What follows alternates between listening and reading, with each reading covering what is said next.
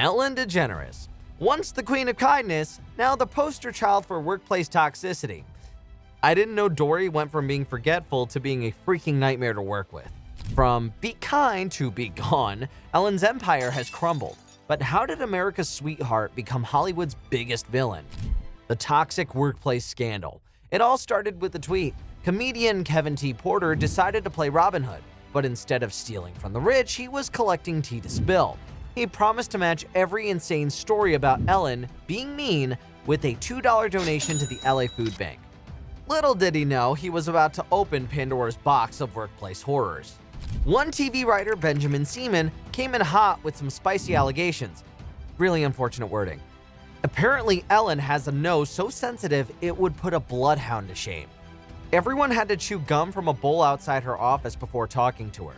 And if she thought you smelled funky, it was shower time, baby, because nothing says healthy work environment like being sent home for your BO. God, Ellen, this isn't like soccer practice. Chill out.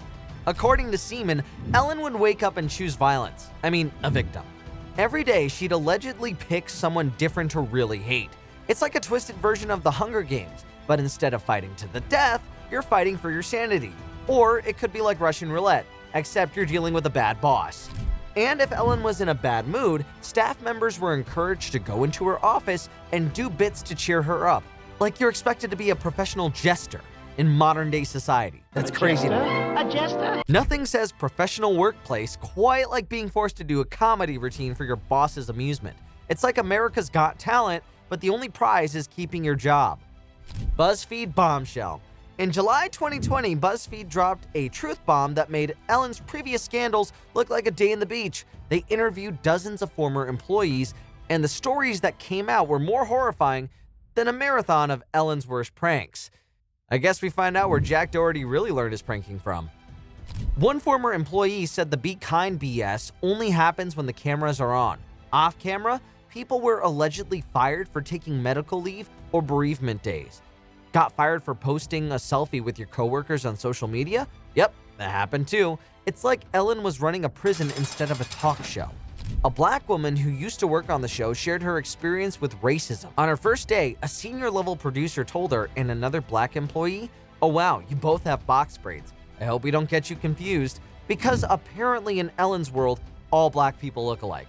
I guess Ellen hasn't really acted past her childhood decade, has she? The same employee was told by one of the main writers, "I'm sorry, I only know the names of the white people who work here." Charming. Sexual misconduct allegations. Just when you thought it couldn't get any worse, BuzzFeed said, "Hold my beer," and dropped another bombshell. This time it was about sexual misconduct and harassment from top producers. Kevin Lehman, the head writer and executive producer, was accused of asking for sexual favors in a bathroom at a company party. Another former employee claimed they saw Lehman grope a production assistant in a car. It's like he thought hands-on management meant something entirely different. For someone who is proudly LGBTQ, you would think that they would have more protection for women, right? Ed Glavin, another executive producer, apparently had a reputation for being handsy with women. He'd placed his hand on their lower waist or rubbed their shoulders without permission. Clearly, he missed the memo that touchy-feely management isn't an actual leadership style. This is sounding like one of those scenarios that they put on those, like, do not touch people in appropriate work style videos. And then there's Jonathan Norman, who allegedly groomed an employee for months before making a move. It's like these guys were trying to win gold in the sexual harassment Olympics. Ellen's apology. When the shit hit the fan, Ellen decided to address the allegations. And by address, I mean she gave an apology so weak, it could have honestly been written by an early version of ChatGPT, to say sorry without actually meaning it. In her season 18 opening monologue, Ellen said, "As you may have heard, this summer there were allegations of a toxic work environment at our show. And then there was an investigation. I learned that things happened here that never should have happened. I take that very seriously, and I want to say I am so sorry to the people who were affected." Wow, Ellen. So specific, so heartfelt. It's like apologizing for World War II by saying, "Oops, some not great stuff went down. My bad." Honestly, I hope you guys appreciated my YouTuber-style apology. It really fit the memo here. She continued, "I know that I'm in a position of privilege and power, and I realize that with that comes responsibility, and I take responsibility for what happens at my show." Oh, really, Ellen? because it sounds like an awful lot of what you're saying, I'm responsible, but I didn't actually know anything bad was happening, so it's not really my fault. It's the corporate equivalent of the dog ate my homework. The celebrity backlash. Now, when celebrities start turning on you, you know you're in deep trouble. It's like the cool kids table in high school suddenly decided you weren't sitting with them anymore. Brad Garrett, who had appeared on Ellen's show multiple times, didn't mince words. He tweeted, "Sorry, but it comes from the top at the Ellen Show, no more than one who was treated horribly by her. Common knowledge." Ouch. When Raymond's brother is calling you out, you know it's bad. Leah Thompson, aka Marty McFly's mom from Back to the Future, backed up Garrett's claims with the simple, "True story. It is." It's like the Hollywood equivalent of, "I was there. I saw it." But the real kicker came from Ellen's former DJ, Tony Okungbowa. This guy worked on the show for years, and even he came out saying he did experience and feel the toxicity of the environment. When your own DJ, whose job it is to keep the party going, says your workplace is toxic, it's time to face the music, no pun intended. Ellen's greatest hits of awkwardness.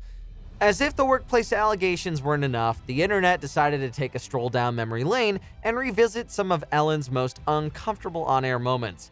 It's like, when someone brings up like politics, football, or religion at the Thanksgiving table, and then it gets really awkward for that family dinner? Yeah, it's that, but worse. Remember when Ellen practically forced Mariah Carey to reveal her pregnancy on air? Ellen tried to make Mariah drink champagne, and when she refused, Ellen gleefully announced to the world that Mariah must be pregnant. Carey later revealed she was extremely uncomfortable with that moment, especially since she miscarried shortly after. Way to go, Ellen. You managed to turn a personal tragedy into a ratings grab. Real classy. Then she badgered Taylor Swift for her dating life. Okay, all right. This makes me feel so bad about myself. Every time I come up here, you put like a different dude up there on the screen. And it just makes me really question like what I stand for as a human being. But hey, who cares about someone's feelings when you can make jokes about their love life, right?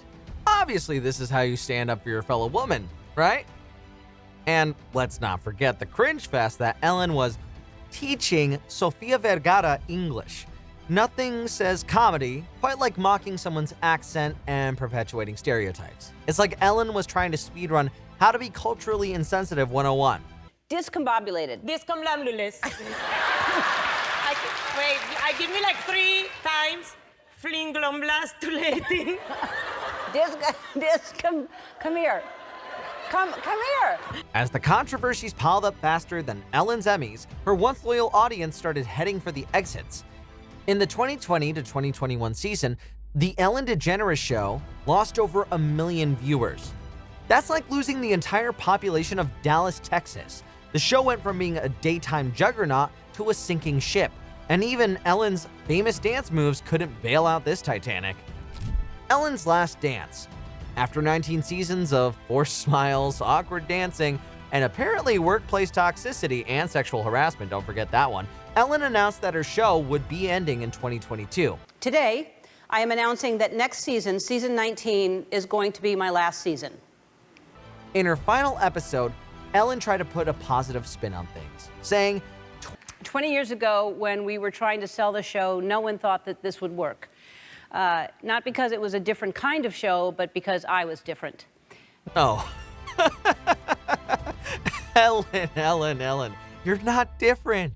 You're just another powerful person who got caught treating people badly. Welcome to the club. Your membership card and the "I'm sorry I got caught" t-shirt are in the mail. On your way. The Netflix comeback. Just when we thought we'd seen the last of Ellen, she pops up like a whack-a-mole with a Netflix special called Ellen Degeneres for your approval, because nothing says "I've learned my lesson" quite like begging for approval from the audience you alienated. In the special, Ellen jokes about getting kicked out of show business for being mean. Oh yeah, I got kicked out of show business. She quips, "You can't be mean and be in show business. No question about it." Well, Ellen, you certainly put that theory to the test now, didn't you? She even tries to play the victim card, saying she was in therapy, trying to deal with all the hatred that was coming at me. Poor Ellen, having to face the consequences of her actions. It's crazy to be held accountable, ain't it?